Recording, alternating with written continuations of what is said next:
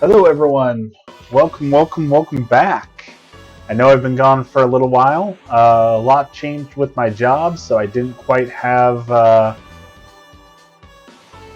ability to stream in the mornings anymore. So here I am streaming in the afternoons. So we're gonna give this a go for a little bit and see how well this works. See if maybe this will work better for me.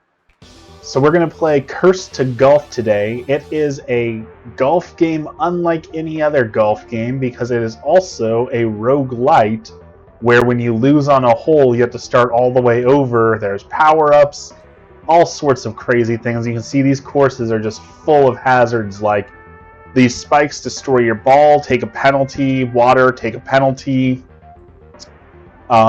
These vines take a penalty. These things you can bounce off of and change your trajectory in air. There's vents that knock you all around. There's teleporting warp pipes. Like, there is so many hazards in this game, and it is unbelievably hard. And this is the farthest I've ever made it. So we're gonna try and make something of this run because we are doing it this run. Just looking to see if I can turn on my other light, but it doesn't look like I can. So I can try and drop down here. If I got a perfect shot, I could drop straight down here and save myself a lot of strokes. But that's going to require a darn near perfect shot because if I bounce off of anything, I'm going to hit these spikes and blow up my ball. I can try and shoot through here, but that's not going to be a good time with my driver. Or I can go through here where it's a little bit easier. What's up, Dexter? How's it going? Yeah, it is evening, so my job changed and I cannot stream in the mornings anymore, so you'll see me in the evenings now. So it is after dark with waffles now. I think we're going to try and go for this hard shot because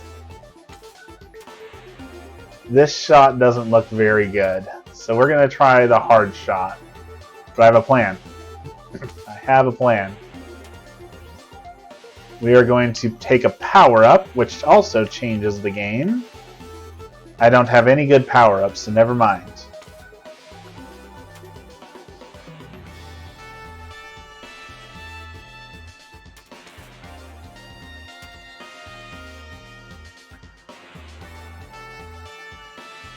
Alright, we're going to try this. We're going to...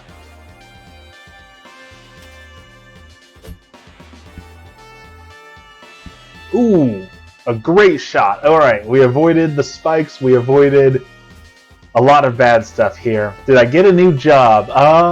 Not quite. So, my department was partially eliminated, and they kind of just threw me wherever they had space. And that just so happened to be a job that works early in the morning, which is okay by me. I like early morning stuff. I am still hunting for a new job. In fact, this job has given me more reason to look for a new job, unfortunately. So I'm still working on the whole job situation, but for now, it changed. No. Okay, that's not terrible. I need to hit those statues. Those statues give you extra strokes, so I really needed that statue or that one, but we'll make this work. We can make this work.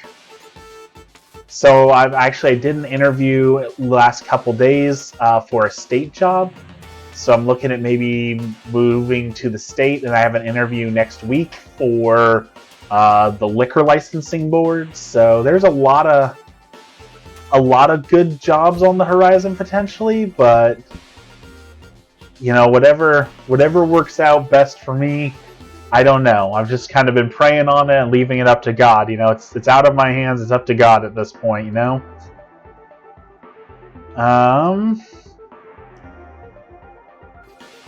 Okay, I got an idea. Let's see how well this will work. I need to fall down here.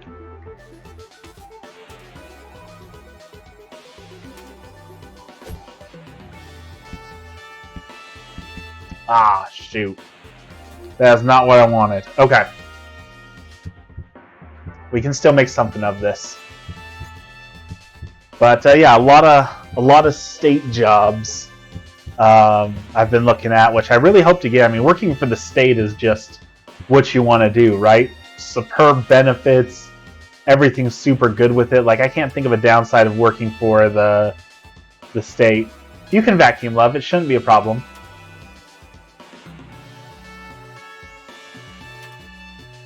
Okay, let's hope this works. Come on. Come on. Yes. Okay. These are very, very tight corridors, so this game is very hard to make it work how you want it to work.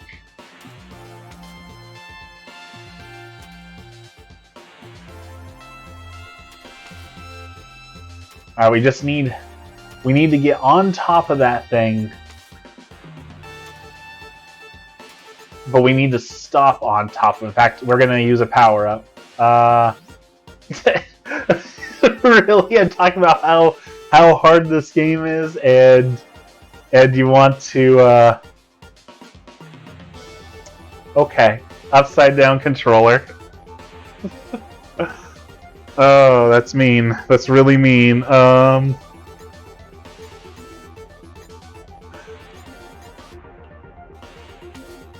Alright, we got the upside down controller, and we're gonna try and make this shot.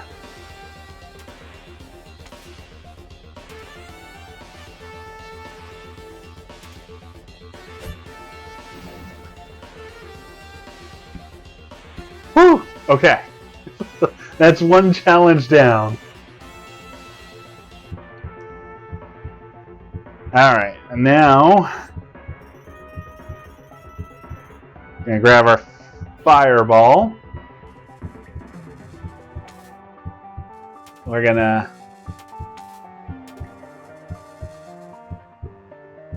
hit that. Ah, oh, shoot, I wasted it. No. Curse you, Emmy. You ruined my fireball.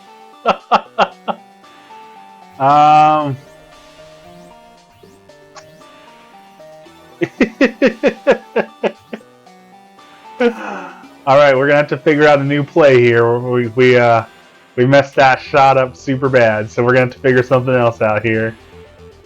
Is this Switch? No, this is... I'm on PC, but I'm pretty sure you can play it on Switch.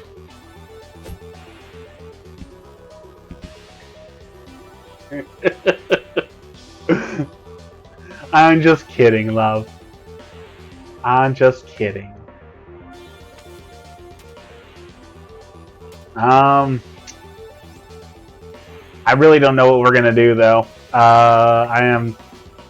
Alright, we're gonna try this. We're gonna hope for the best.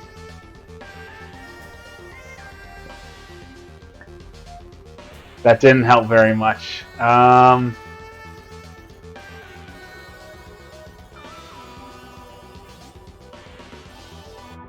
I'm too close to the thing. I can't break out of this.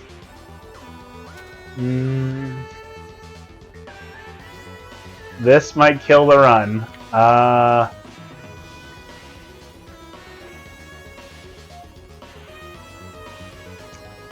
Alright, we're gonna try this.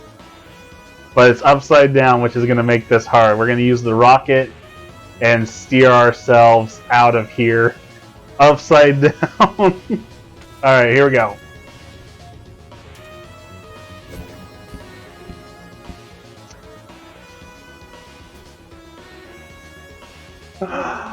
Okay, that did not work.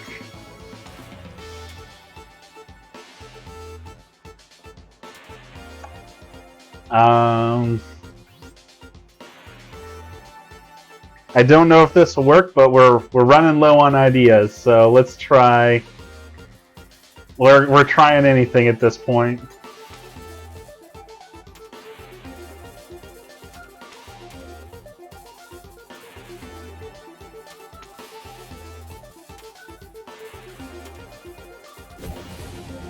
Oh, the electricity works.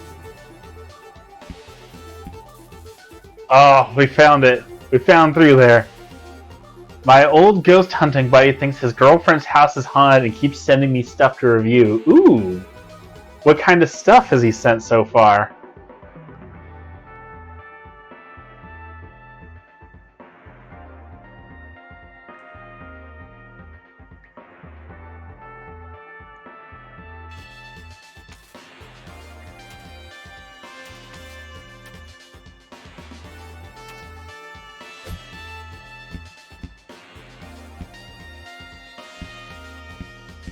Alright, that's good. That's good.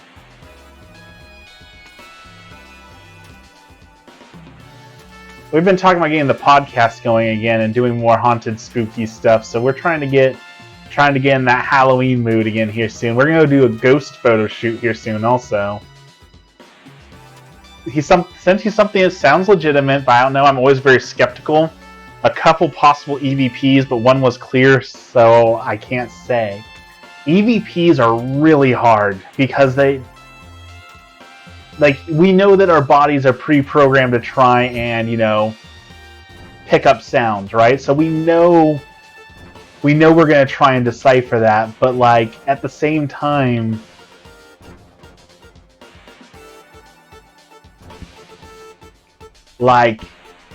if we explain just everything away, right? It doesn't help to just explain everything away. So there could be something to it, but they're really hard on EVPs.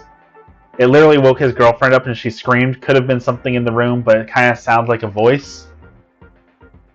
Oh man. I wish you could send that to us. That would be awesome. I would love to hear that. Because we totally love those sort of things.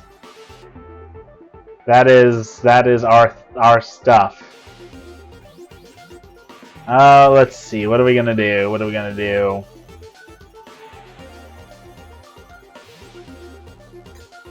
I would love if you could. I would love to look at that, hear that. Or we're gonna play it safe.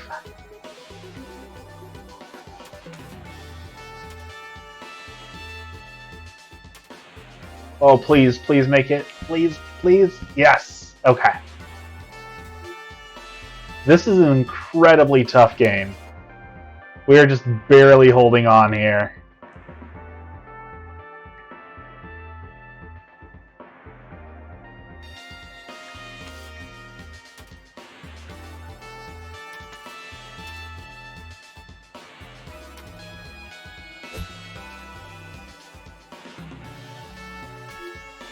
Oh, awesome. Yes, please send it to the Instagram. I would love that.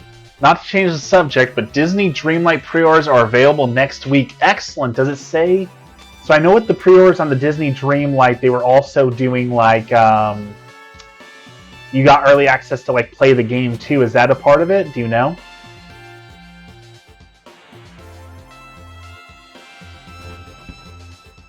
All right, +4 shots. Doing it. We're making it. I'm so excited to do this ghost photo shoot. So we found our town still has 2, what do you call them? Phone booths. We still have 2 old-fashioned phone booths.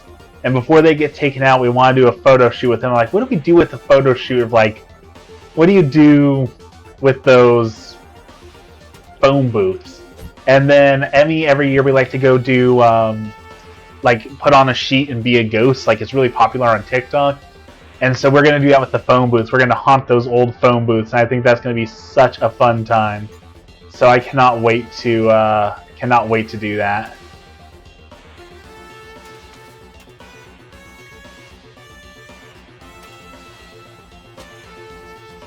Yes, it's supposed to be like Animal Crossing mixed with Disney. It looks super good, so... And I don't know much about Disney video games, because I typically don't play Disney video games, but, they did Kingdom Hearts, which everyone loves, so I can't imagine them making a bad game with all the money they have.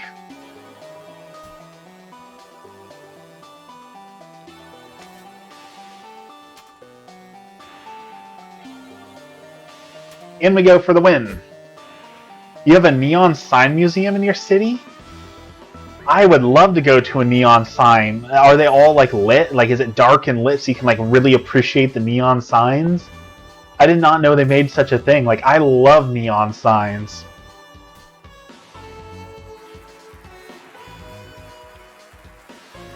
Like, absolutely love neon signs.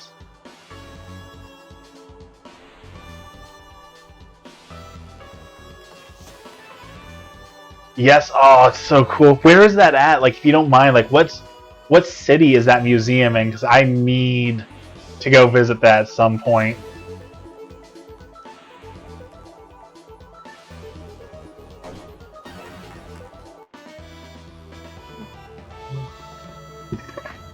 Ooh, excuse me. So this is a cursed level, which makes it even harder because every so many shots there's a curse that makes the game even harder. So, oh man, this is going to be tough.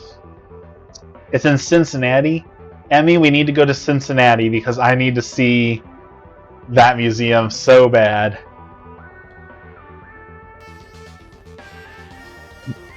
Oh, excuse me. All right.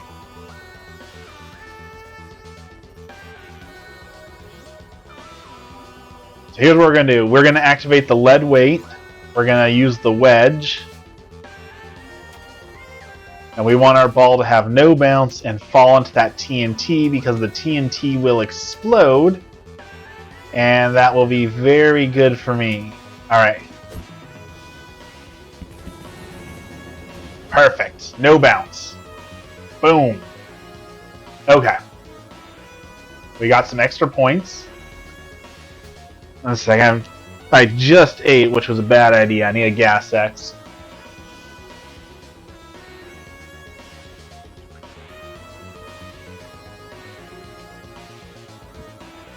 Never thought being 30 would be that way, but apparently when you turn 30, you start needing Gas X and Tums and all those sort of things, so... yeah. Oh boy, what are we doing down here? We need to go down here, but we don't want to hit the TNT, and we need to go over there. Okay.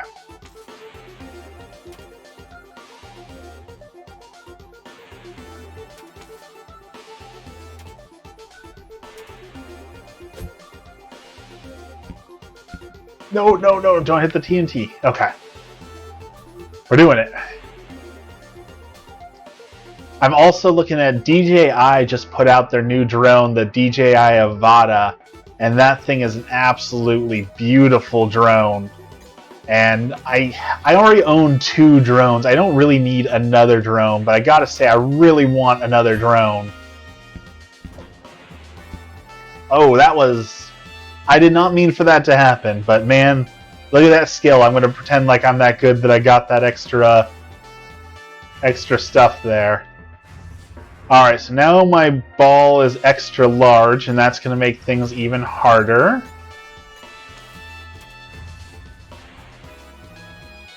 And it won't go as far.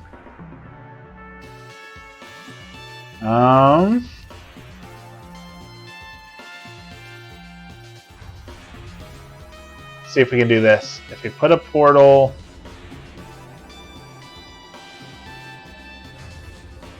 Ooh, that might work. That might just work.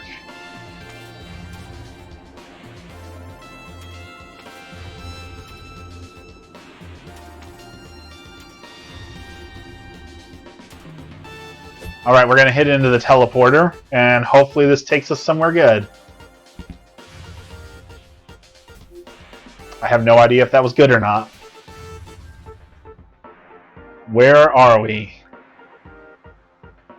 Alright, we need to go up. Up there.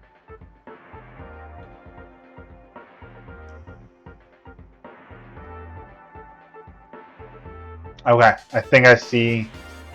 Oh no, this is not good. Okay, so if I hit that teleporter again, if I hit this teleporter again, it's going to teleport me back out, throw me in the water, destroy my ball, and take a bunch of points off. So I only have one move here, which is the drill ball.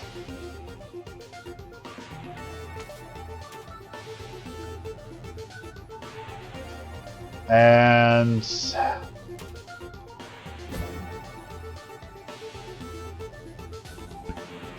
all right, we'll take that.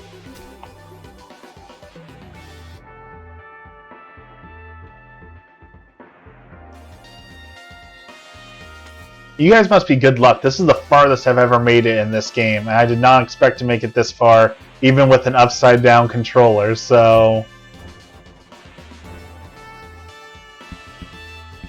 Oh, no. Oh, shoot. Got greedy.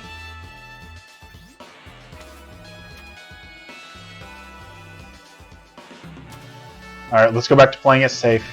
Spoke too soon.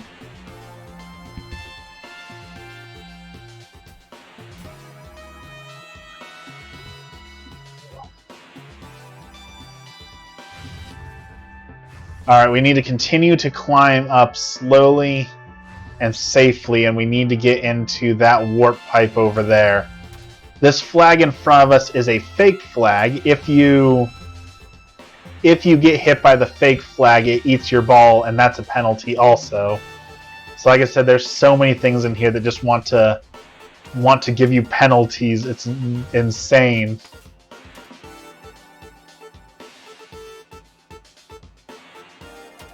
Alright.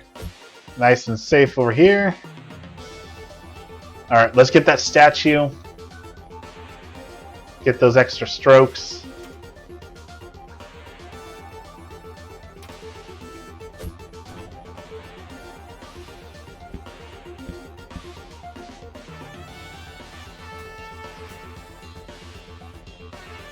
Alright.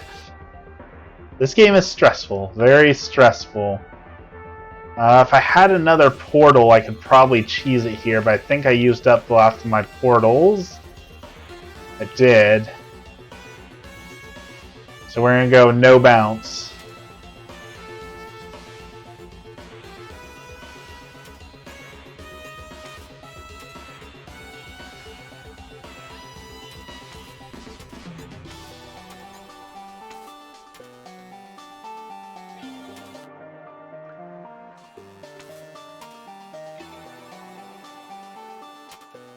Shoot. I messed up that hit.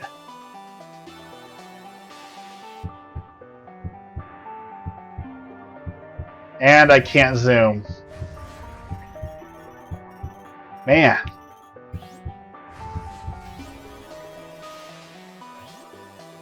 Alright, we're going purely on instinct here.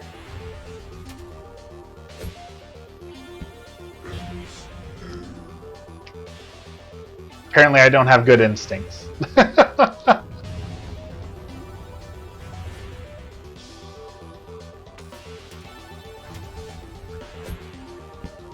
And I was hitting A too fast. Alright, now I'm just throwing the whole game away.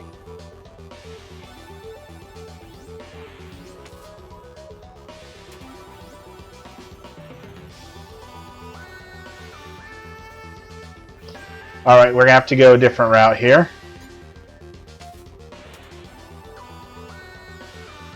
We're going to have to use Dio. Fall right there. Okay.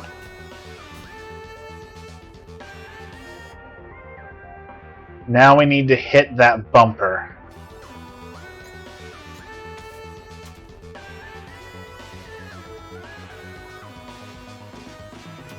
Which appears we cannot do.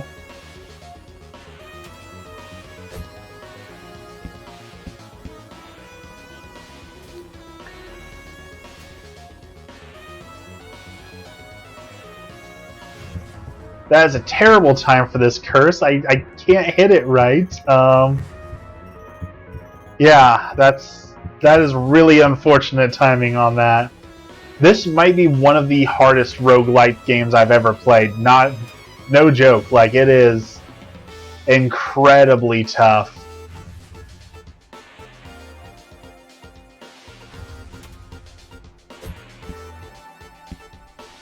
No!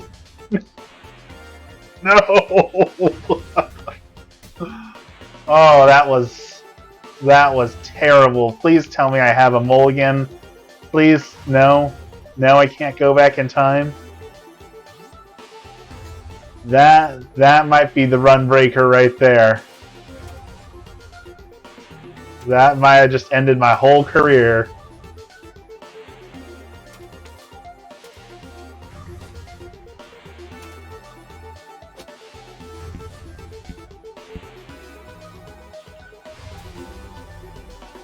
Oh, I can't believe the terrible luck.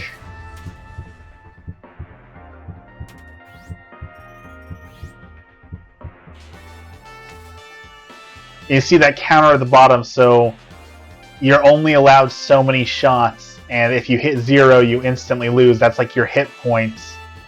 And so I've got some power-ups that give me a little bit more, a few more hits, but I used all of my power-ups trying to get to where I was, and now I don't have any power-ups to get past that thing. Oh, this is not good.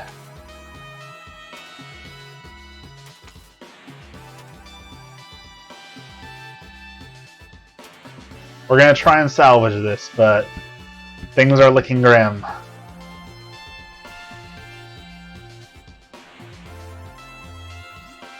So we're going to freeze our ice ball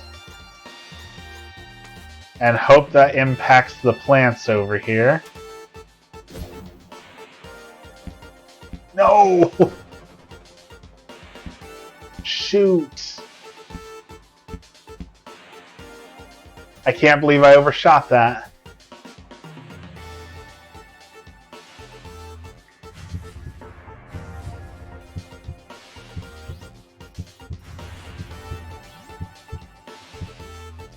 All right, we're gonna try and do this again.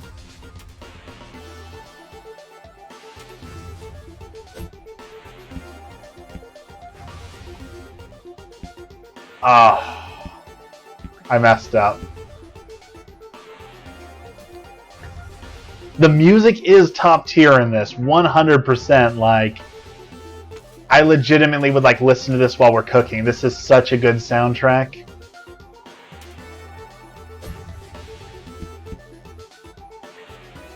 It is such a good soundtrack.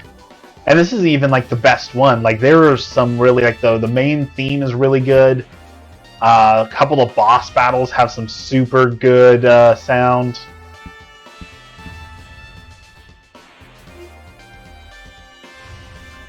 Like, indie games have been making the best soundtracks for a long time.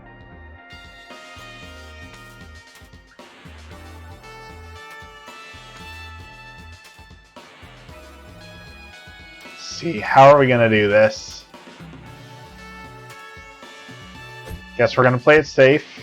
Right there. What would you say your favorite video game song is? That is really tough. There's a lot of really good video game songs out there. But there's one soundtrack that stands out to me. It's not just one song, but Final Fantasy VIII has to be the most memorable soundtrack I can think of out of any video game ever. Like, the intro was just so good.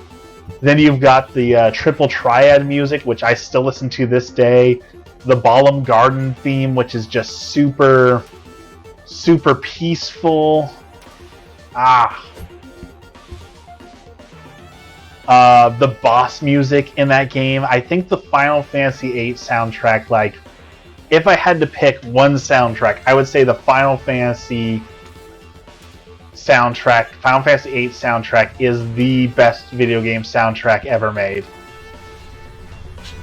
I'm blowing it on this course. There goes my golf ball.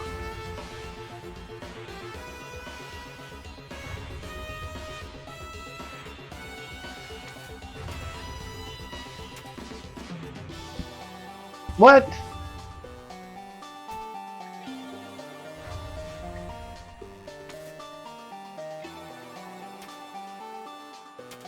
Come on, game. Cooperate. Give me some hope. Give me something. And I know people would say Undertale. A lot of people loved Undertale. Thought Undertale had one of the greatest soundtracks. Personally, I couldn't get through Undertale, so I didn't really get to hear a whole lot of the soundtrack because I really did not like Undertale. So I can't speak much to that one. I know it sounds lame, but if I had to pick a favorite soundtrack for music, it'd be Professor Layton and The Curious Village. I have heard a lot of good things about Professor Layton, actually, but I have never actually played that game, so I don't know much about it. This game just does not want me to win. And now we've got wind on top of it.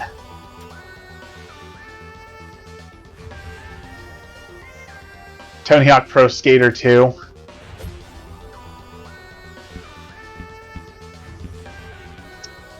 I mean, that was a good soundtrack. Tony Hawk Pro Skater 2 did have a good soundtrack, no doubt there, but I don't think that really counts because that's just a whole bunch of like songs that were already written, right? Like they didn't make an original soundtrack. They just took a whole bunch of soundtracks that already existed. So I think that one's cheating just a little bit.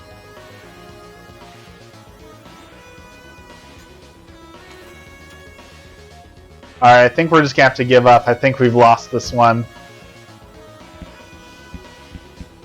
Oh, we're making the comeback? Is this it? Don't call it a comeback, I was already here.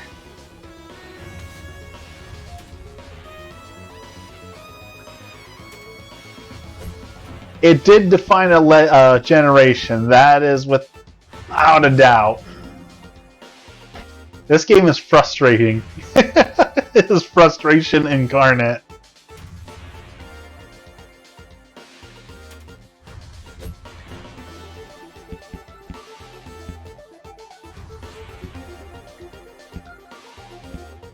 Don't fall down that edge. Please don't fall down that edge.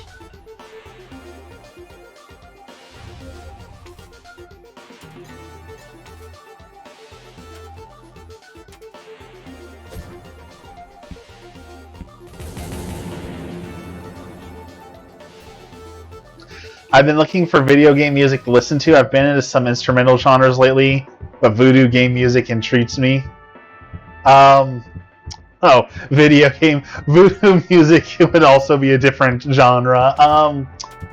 If you want some good video game music, just putting on like the Final Fantasy soundtrack on Spotify, you usually can't go wrong with that one.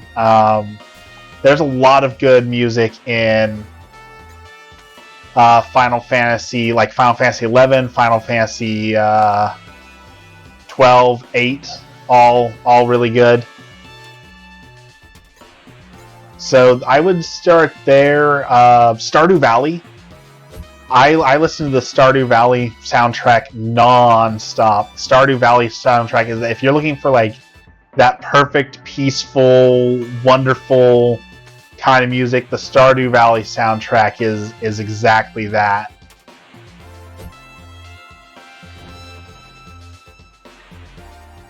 We might actually make it through this level. We won't have any power-ups left, but we might make it through this level.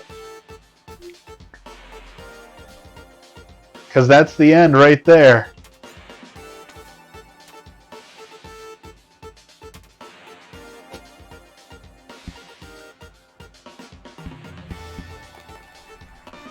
We made it!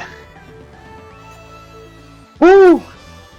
That is a terrible score. You ever been up 47 strokes in a golf game before?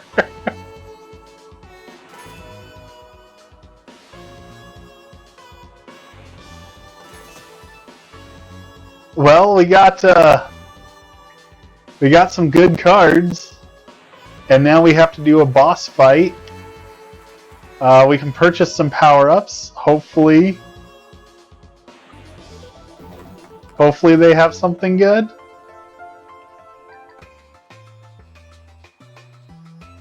We're going to buy this one. A multi-ball.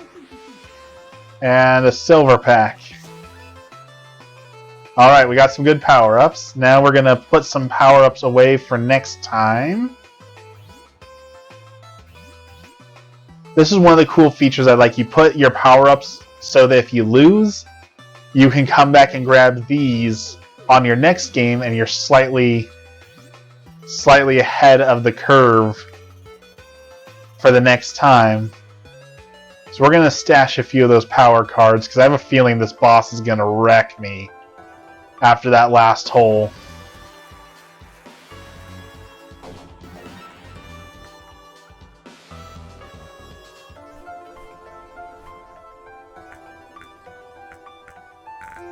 Alright, boss fight time.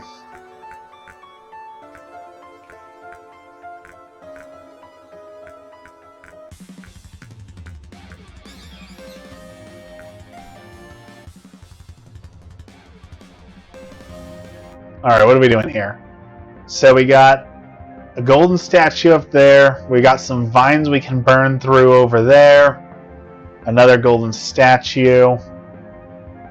A lot of water, a lot of vines. Couple stuns. What are we trying to do? We're trying to go over here. So how do we get there? A lot of TNT.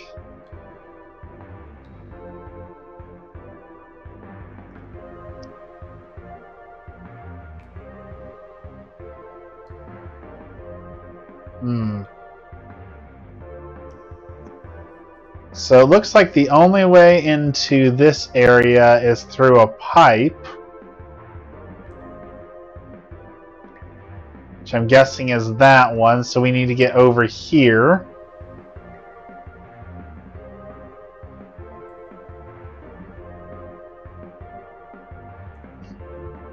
Which is all through down there. Okay. Wow. Do I have a portal, I have a drill ball, we got some thunder that'll work. We don't have a whole lot. I might be able to drill straight down through that and save myself. Or I could drill through that.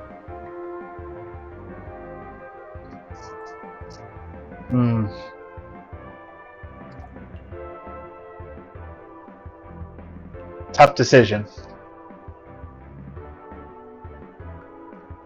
And we have that bird hazard. I don't know what that's gonna do.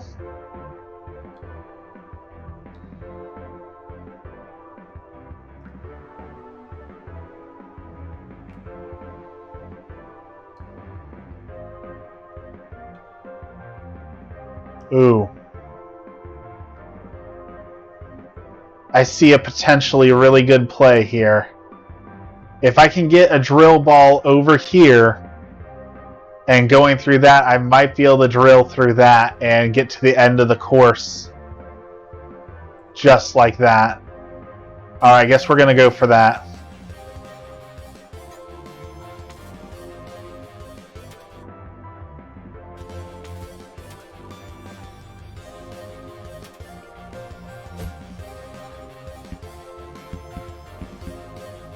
Okay.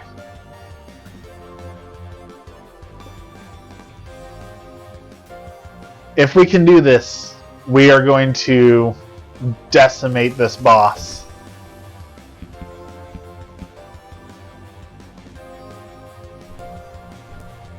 It's a big if.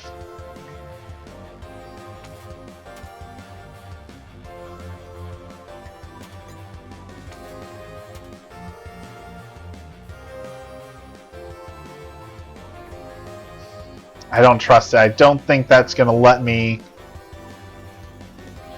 through there. I want to understand how you have bosses in a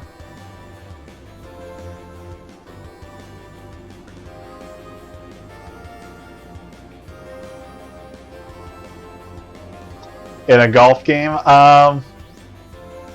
Basically, the bosses work as if you can't beat the boss, then in a certain amount of turns it'll send you back. So it's basically like you got to beat their score, which is that. I mean, that's the most standard golf thing we have so far in this game. So.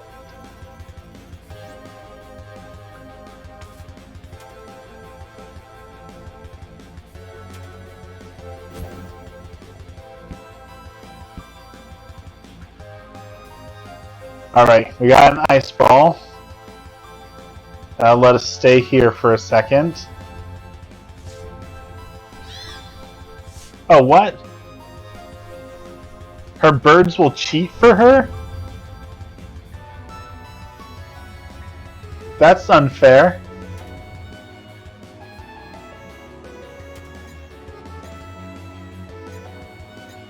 Okay, we're in a bad spot here.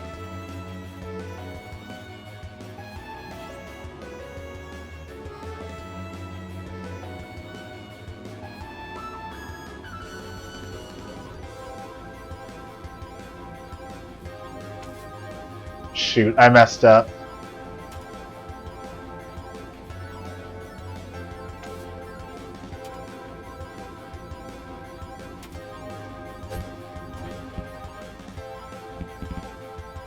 Okay. Okay, we might still be in this. Get a free extra shot. I need to get to that thing.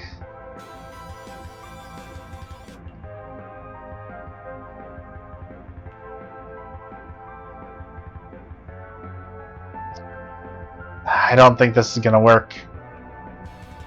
We have to try. It's our one chance of winning this.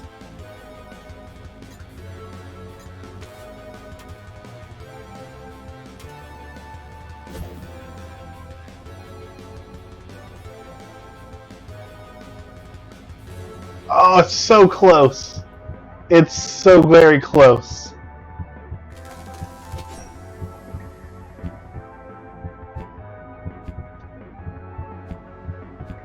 But it doesn't work.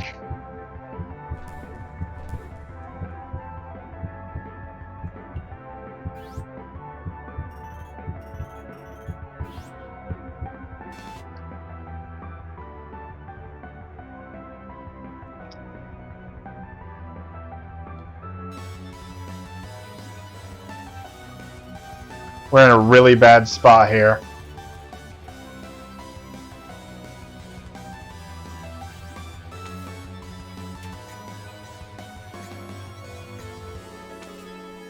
We're in a really bad spot. Alright, so we're gonna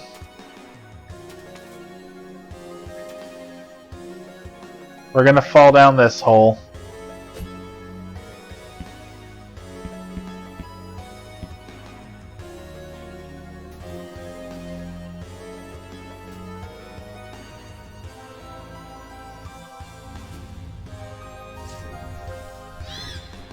And she's gonna cheat again.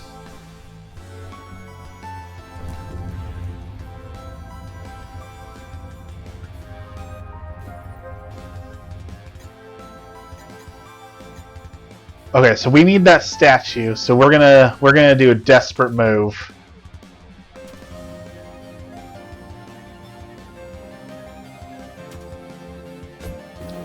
We're gonna break the ball into 3.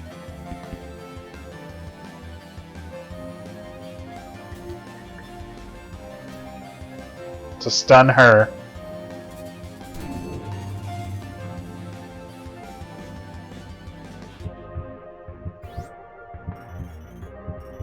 And then we're gonna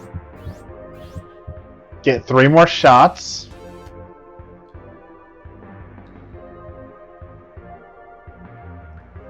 Oh She's so far ahead of us now.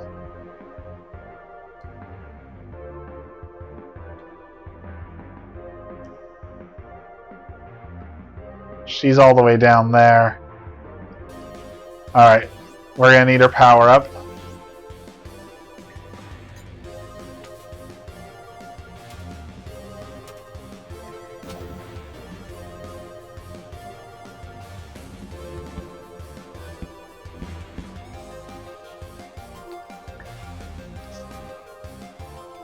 This is tough. We're making it.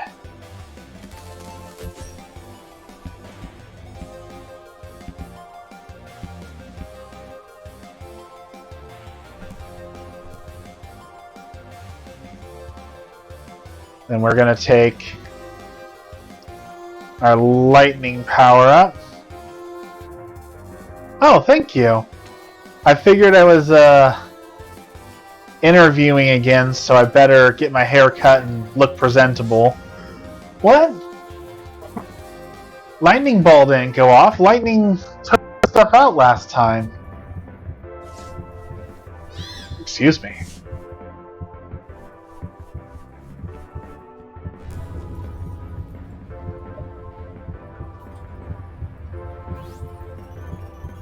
Tis the curse of having to interview. Have to shave and look presentable and all those sort of things. Ow.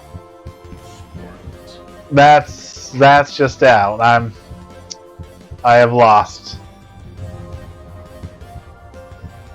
Even with that gimme, I don't think I'm going to be able to win this one.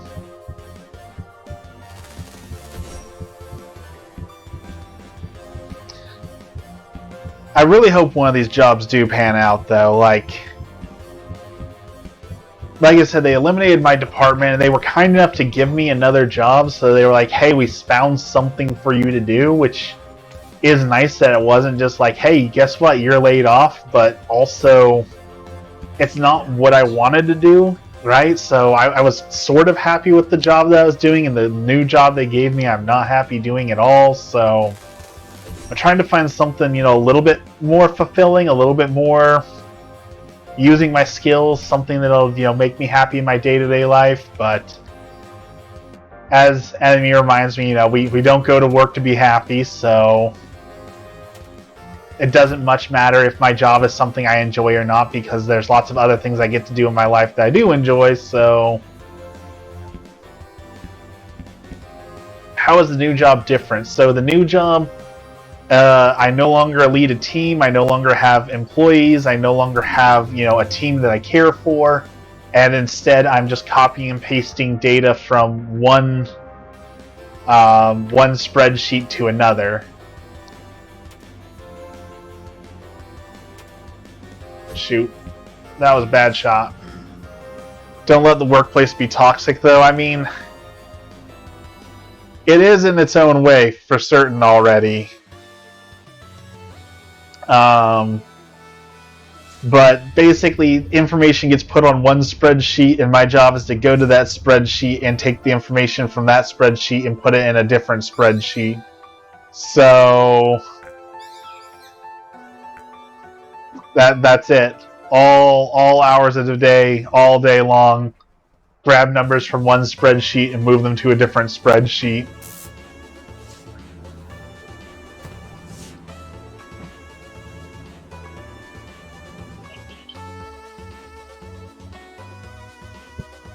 And if that does not sound exciting to you, well, it shouldn't, because that is not exciting at all. Alright, we lost that one, so now we're going to start all the way over from the beginning. And hopefully get a little bit farther. A little bit better each time, right? I've been doing it for 5 years. It's not that big of a deal. You get tons of free time and you don't have to think. It is true. You do have free time. You don't have to think. You just throw on your favorite podcast, Transcendence Paranormal, and just listen to podcasts, or have videos in the background, and it is easy work. There definitely are worse jobs out there. I can't deny that. There are definitely way worse jobs to have in the world than that. So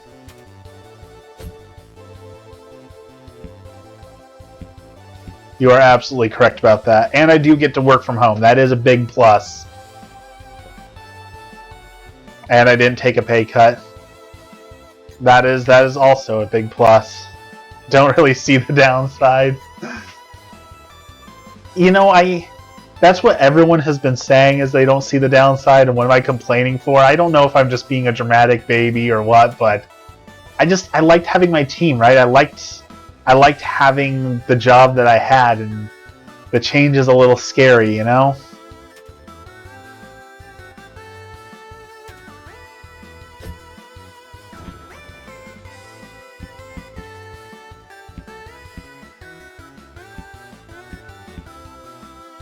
That's not true.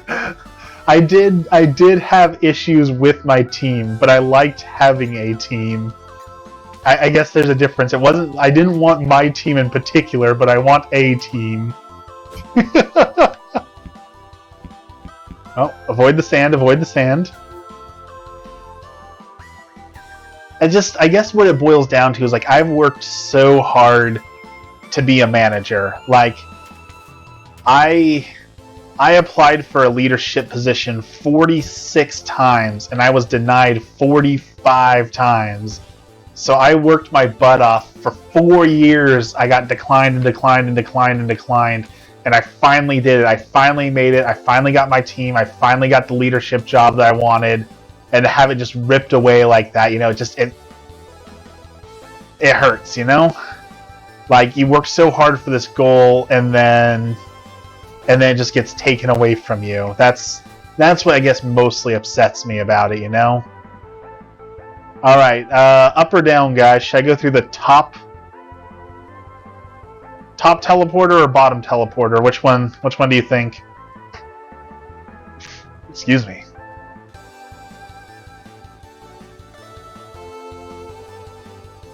Top, bottom? Chat's gonna vote. Top.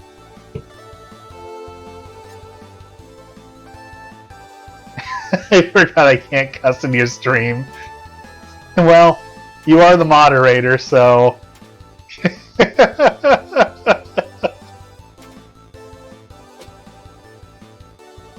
Alright, top. Where is this taking us? Alright, Dexter. Let's see how right you were.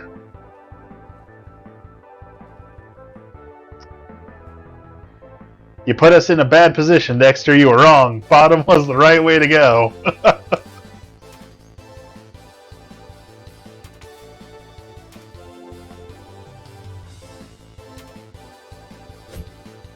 It's okay. I can recover from this.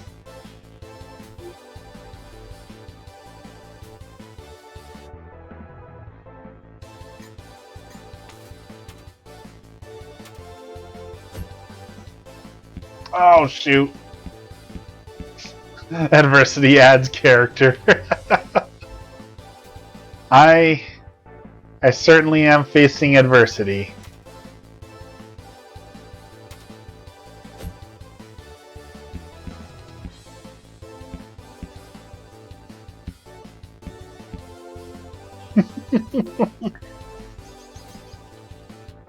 I'm so excited once we're done playing. We got a new board game, and I gotta say it's probably one of the funnest board games I've played in a long time.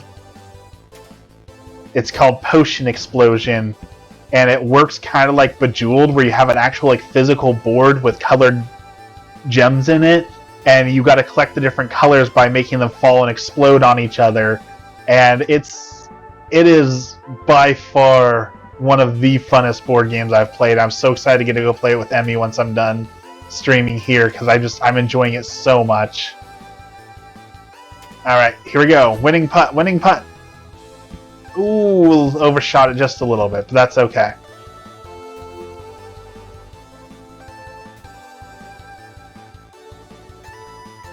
Sand wedge, and we're gonna chip it in.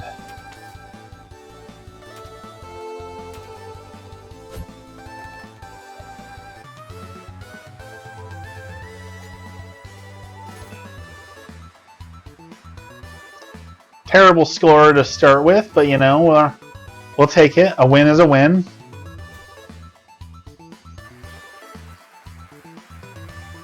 Alright, we're gonna skip the shop for now. Don't really have enough money to go shopping. I also want the job situation to calm down because I want to play this Bible Dungeons and Dragons book I got, but you can't really start a new D&D game. Excuse me. You can't really start a new D&D game and then, you know, change the day that it plays and all that, right? That's how you lose players and such. So once it calms down a little bit more, I'm going to be able to start this Bible D&D game. I'm so excited to get to try it out and see how it works and fight some demons, and it's going to be a good time.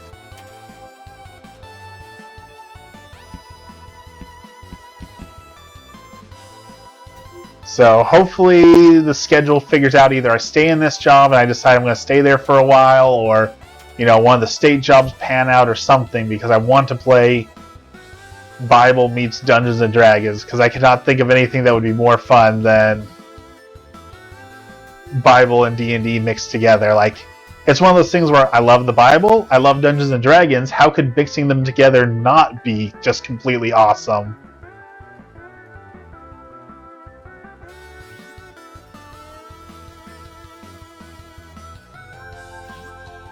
Alright, we're gonna activate our U-turn. We're gonna pop this ball up in the air. Use the teleporter. No!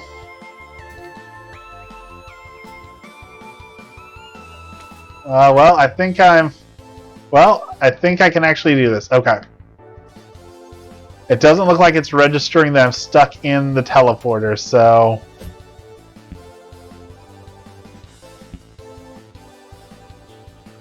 Perfect.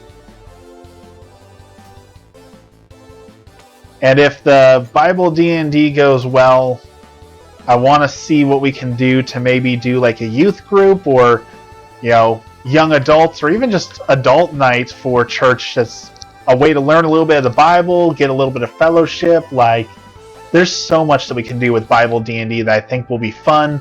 And I know there's a lot of people who are upset about it, saying like, oh, well, you know, Christians hated the Bible for, or, you know, hated D&D for so long, why do you get to take our game? But it's like, yeah, the super fundamentalists did dislike Dungeons and Dragons, but like, a lot of Christians dislike them too, right? Like, the Bible thumping Pokemon will send you to hell.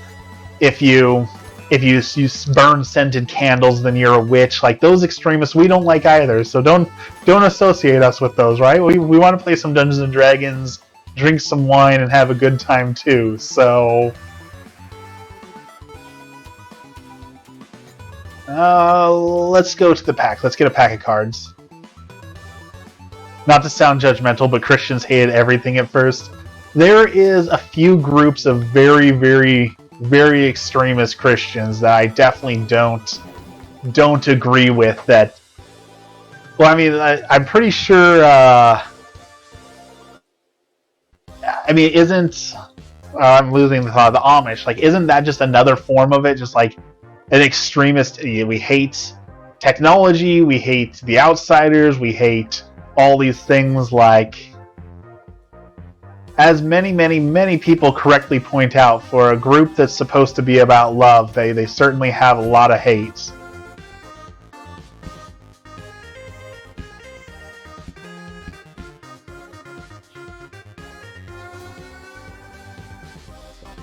I definitely think that's something that a lot of Christians need to work on.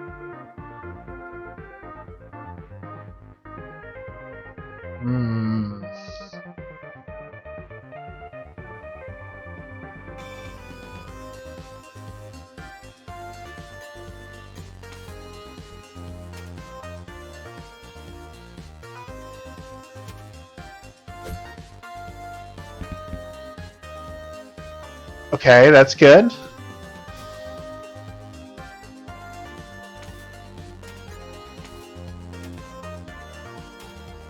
Okay, we can do this. Now we activate our TNT. Boom.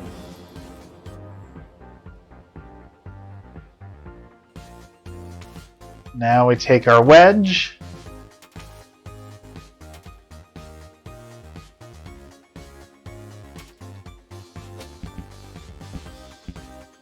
Perfect.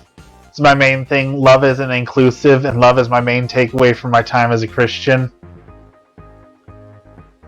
That's part of the problems with denominations and a part of problems with a lot of things. You know, Christianity has a lot of issues, and I think denominations are definitely a part of that problem, in where it's like our specific brand is the very correct.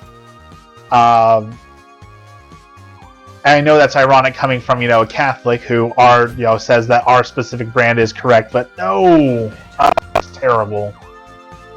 But there's so many denominations that are like, well, if you're not this specific denomination, then there's no point at all. And I just don't see that. Our RCIA director, who is very smart, very good at all this sort of thing, always talked about, Christians and Catholics are 90% the same. We believe in 90% the same thing, but there's this small 10% difference, and that's what we focus on. But there's some that's just like, even if you believe in 90% of the same stuff, you're still evil, wrong, horrible, stay away from us sort of thing. So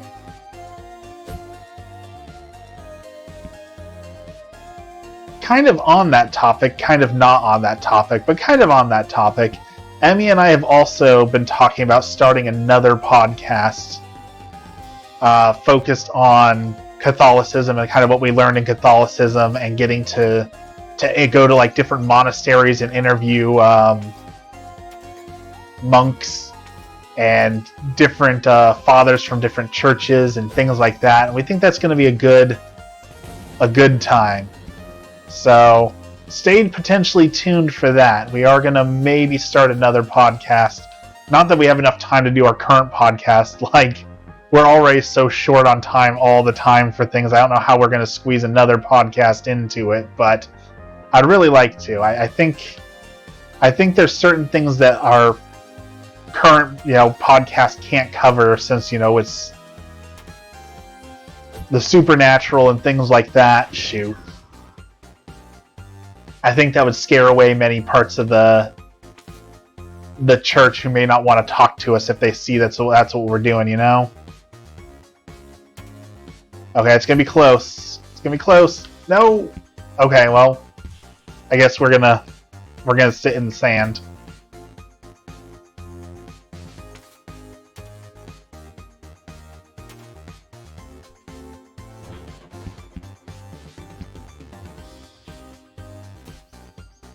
Alright, we're going to take the long way.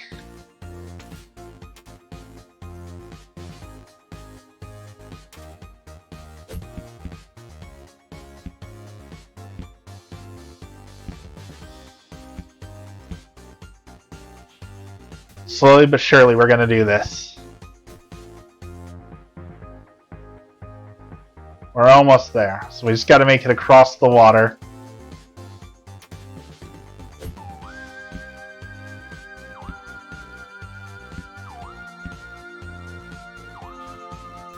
Alright, one good solid hit should get me across the water.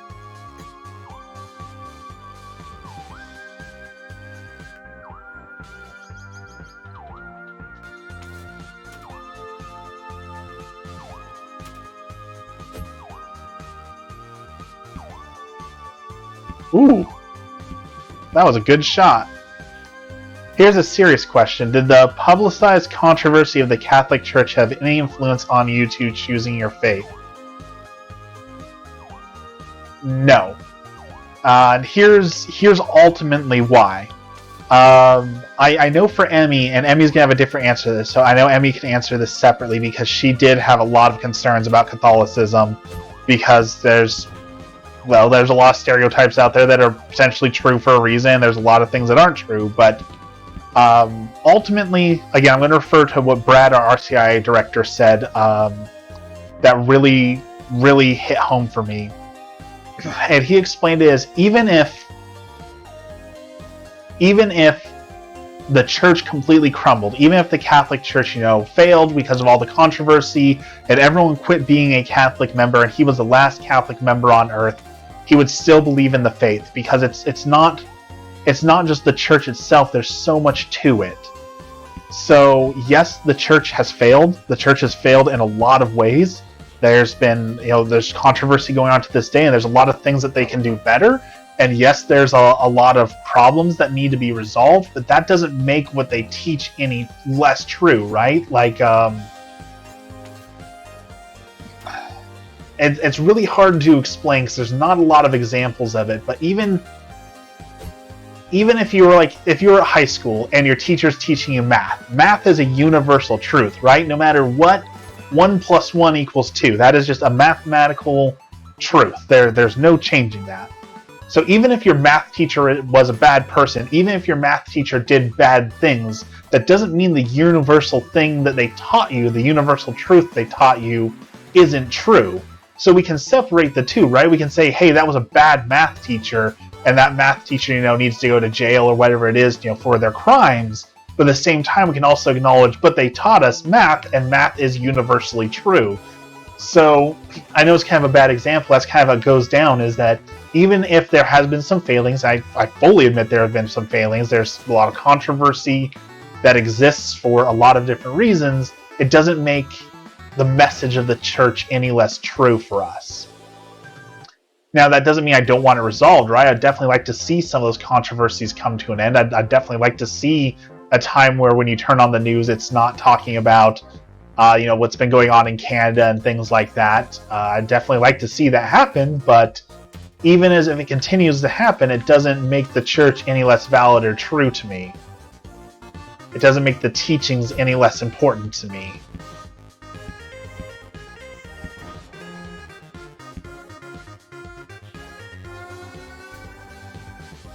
And I think that's something that's going to be a really hot topic for a lot of people. So I know it's going to be unpopular to talk about, but like on TikTok right now, the big thing is religious trauma. Everyone wants to talk about their religious trauma, which I acknowledge. You could have religious trauma. You could have had religious traumatic events and things in church that turned you off from the church, 100%. That trauma doesn't necessarily invalidate the truth of the church. It might mean there are bad people out there, certainly. It might mean that that your parents who may be abusive or things like that were flawed, 100%. But that religious trauma doesn't make the truth any less true. And it gets very muddied because there's a rapper who's very controversial, Tom MacDonald, and a lot of his songs he raps about the truth doesn't damage points of view that are legitimate. And that's where it is, right? If we believe that Christianity is true, which if you're Christian, I hope you do, then anything can't damage that point of view, can't damage that truth, because it is the truth. And there's a lot of things that people want to do whataboutism, like, okay, but even if Christianity was true, and there's a lot of atheists who will say something along those lines of, well, even if God was real and everything you say about God was true, I wouldn't want to believe in him because I think he's a bad person. Well, that's just that's the whole point of the problem right there, is you're saying that even if God exists and everything about the Bible is true, then you still think he's a bad person. But a part of that would be, okay, but the Bible tells us that God has absolute authority as the creator, right? So it wouldn't matter if you believe in him or not, because it wouldn't damage the point of view that is the truth, that is his existence, right? So and it's very hard because we live in a time right now where people don't want that. And I know it's cliche for people to say, oh, well, facts don't care about your feelings, but it really does go down into, even if you don't like something or even if it's against what you feel, it doesn't change what's true. And for me, Catholicism is the absolute truth of the world. And nothing nothing could change that. And that's why, you know, all these people who argue about, like, oh, well, we're atheists and we're going to try and change your point of view, like, it's never going to happen. It's just simply nothing any person could say would shake my faith in what I know to be true. But I also understand the opposite side of that, where people try to evangelize, you know, atheists, and they say the same thing, where it's like, well, I only believe in science, so you can't shake my faith in science. We're like, well, fair enough, right? If I'm not going to change my point of view, then how would it be fair for me to say you change your point of view? The only difference there would be that, from my point of view, what I'm saying is the absolute truth, and so you should change your point of view to my truth. But I understand that that's not necessarily what other people are going to believe, so it doesn't work that way, right? We want it to work that way, but it doesn't work that way. I do want to join the street team evangelization at some point, though. I do want to spread the gospel. I do want to be an evangelizer, but I also know that is a very difficult thing to pursue as well.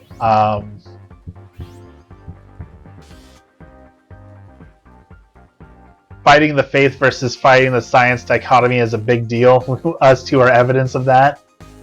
It is, but that's a part of one of the other misconceptions, is that the Catholic Church doesn't hate science. The Catholic Church is a big proponent of science, and people always bring up, well, you know, what about the Galileo controversy? You know, the Galileo controversy didn't have anything to do about, you know, just saying the world is round. It had to do with disrespecting the Pope and Catholicism issues, as well as Catholicism thoroughly believes that before you announce a truth to the world, it has to be well vetted. And the problem was that it wasn't well vetted. It was a theory that one person was coming out with, and you can't just go around saying things like that. The church doesn't allow you to. There's a process for things to be true or not true. Shoot. My mom thought I was the devil when I started ghost hunting. You know, we've had our fair share of people who didn't like us as Catholic ghost hunters, and there were things that we were doing that weren't exactly the most Catholic either. Before we fully went through our learning process, we had some things that we had to change up and had to learn, but curiosity about the world is not against God. That is a part of God. God created the world. God wants us to explore the world. God wants us to explore all of his creation. He's made us stewards of his creation. And so understanding this world is a big part of that. And I think a lot of people miss out on that.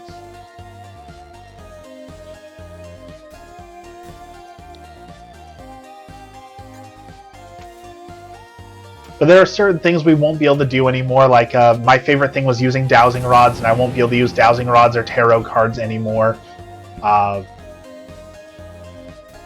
that was a very hard thing for me, because I really enjoyed both those things. But as I was talking to, there was someone in our chat, Stone, who was asking questions about those. You know, just because I enjoy doing something doesn't mean that I just get to do it, right? If God has declared something harmful for me, then I should trust in God's word and say, okay, you know better than me. You're saying this is harmful, so it must be harmful for some reason or another, even if I can't see the reason why.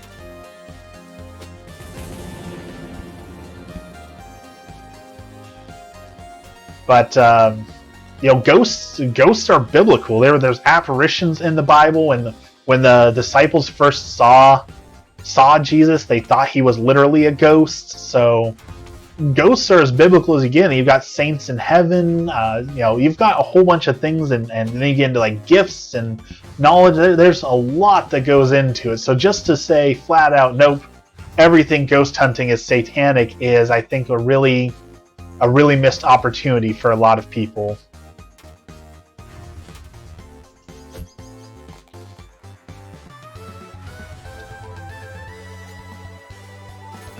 All right. We are doing terrible again. Look at those scores. 12, 15, 19. And 4 practice shots. Okay. I love a good tarot card reading. Doesn't mean I put my faith in it, though. I feel like a lot of it is willful suspension of disbelief, not evil.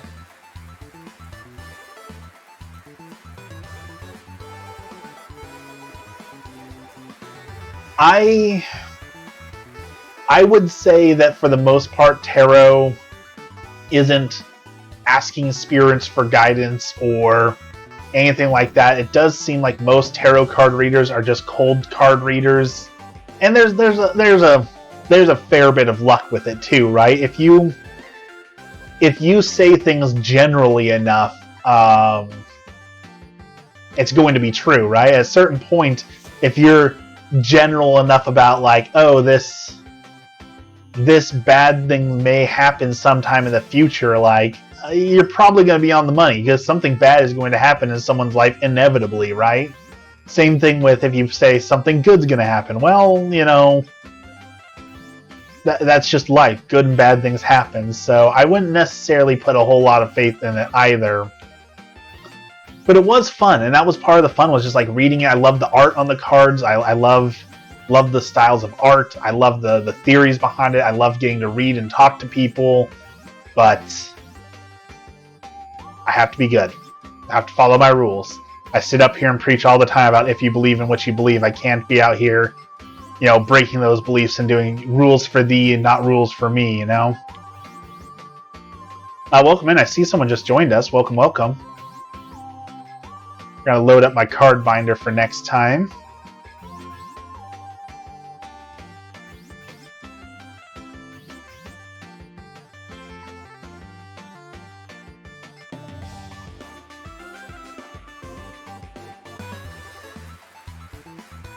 Alright. I think this is the last hole we're going to do, and then I gotta go. So let's see if we can make it through here. So you gotta go over here, down, up through there.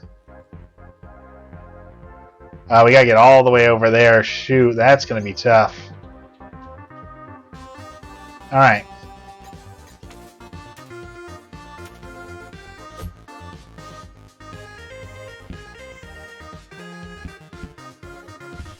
In the bunker. My personal thoughts on religion are that it gives people something to believe in, which gives people faith, which gives people hope. If it helps, great. I personally, like you, believe in myself the most. I mean, we gotta believe in ourselves, 100%. But I do have faith, of course, in God. I preach that a whole lot, and I've seen that personally in my own life, and that's one of those hard things that's like really hard when you talk about ghosts, the supernatural, and so many things in life. Is like, I use the example of my wife, because I love her so much. I love you, Emmy. How do I explain, like, all the events that had to lead up to exist to make it so that I could marry my wife? Like, I met my wife because I was sitting in my cousin's basement one night on Facebook. And the only reason I was sitting on their basement on Facebook was because we just got done bowling, because we made a agreement to go cosmic bowling and play in the black lights in the middle of the night, right? And the only reason I did that was because I was bored on Saturday nights, and so it gave us something to do. So you put all these things together. All these things had to line up for me to be on Facebook that one particular night where she posted a post about Batman, which I love Batman, which caused me to reply to this random girl who I didn't know because I love Batman. Like, and what made her post about Batman that night? Like, there's so many things that's like, how do all of these things come together? And for me, the only rational explanation I can come up with is God. Like, I can't think of how did all these things come together to make this happen outside of an all-knowing, all-powerful being pulling the strings, right? Because all it would have taken was one missed thing, you know, for her not to post about Batman, for her to not get on her phone that night, for me not to be at my cousin's house because I didn't have internet at my house, for, you know, someone else to post something else, for our bowling match to take 1 minute longer, and get in a car wreck. There's so many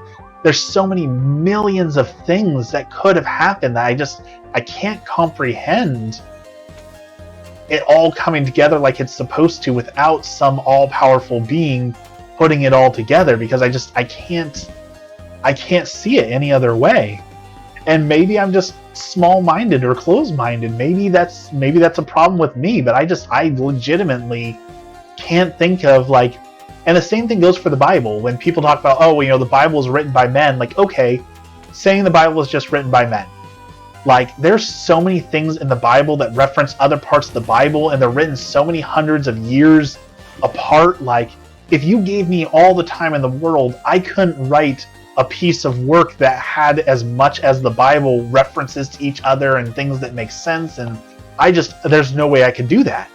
So I just don't see how that's possible without some sort of intervention. And again, maybe I'm a bad writer, maybe I'm dumb, but I could not do that. I do not see it as possible to make that happen. Ooh, come on, fall. We're almost there.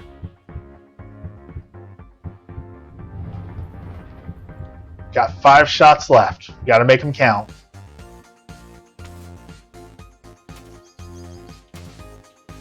Like, you look at Harry Potter. Harry Potter was written by one author. And there are plot holes and plot holes upon plot holes, right? So, if a modern day author can't write a book without plot holes, how do you expect multiple different writers across hundreds of different years and time to be able to write something that perfectly fits all these predictions and all those sort of things? Like, I don't personally see how that's possible.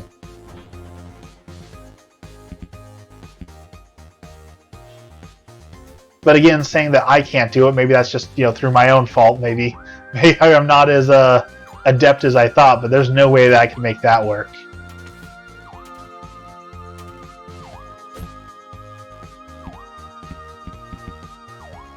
Alright, we gotta climb these stairs. Very, very slowly.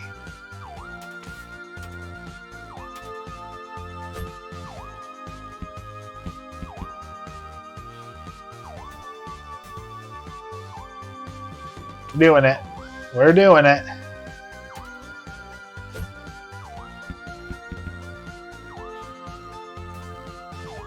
Almost.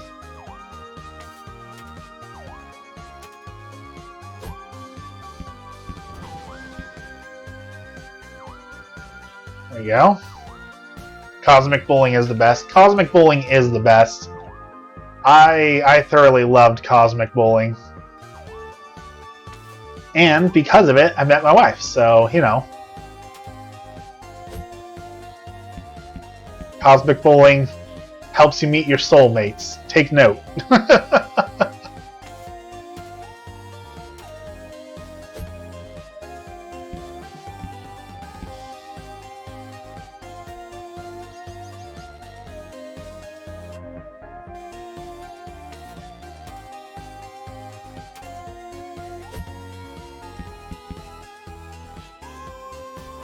Alright, we're slowly climbing.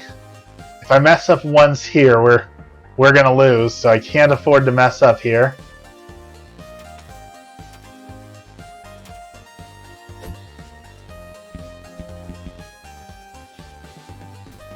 Ooh.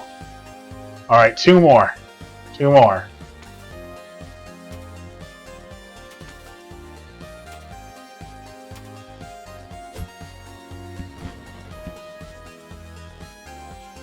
One more.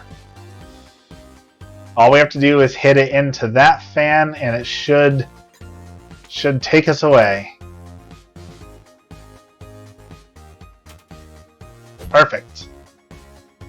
That should be it.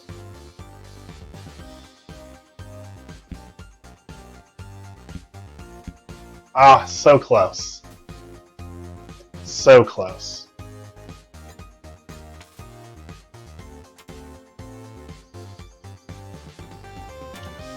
In we go.